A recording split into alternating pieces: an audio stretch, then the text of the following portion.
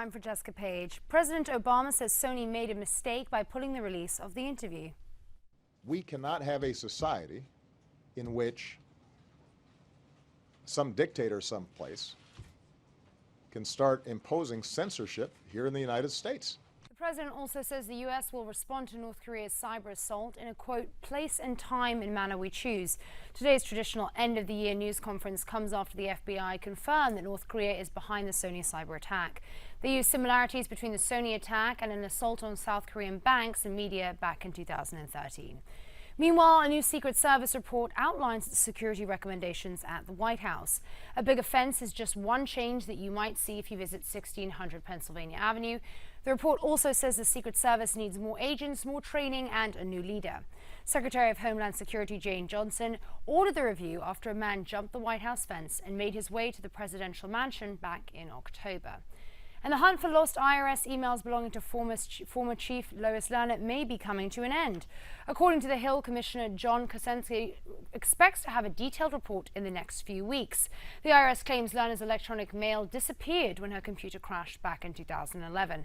But now newly discovered emails could provide further evidence that the agency targeted conservative and Tea Party groups.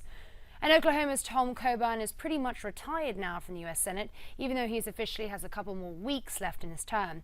He spent a good chunk of his 20 years in Congress as a conservative budget hawk fighting government waste. He's also spent a good chunk of the last 6 years fighting President Obama's policies. But wait until you hear what he's telling 60 Minutes during his farewell interview. I just love him as a man. I think he's a neat man. I'm proud of our country that we elected Barack Obama.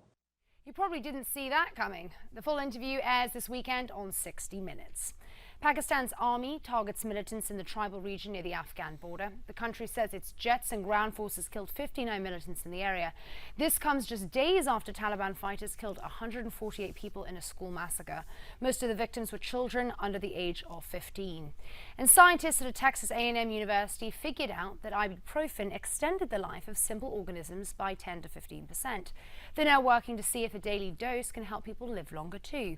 One study suggests it could lead to an extra 8 years of life for healthy humans. And now Amazon seeks to satisfy your need for instant gratification. Well, almost instant. The online retail giant is launching a 1-hour delivery service in New York City. The company says Prime Now is available to customers already enrolled in Amazon Prime. That's your latest Newsmax Now update. More coming your way in 30 minutes. As always, remember to stay connected with us at newsmax.com.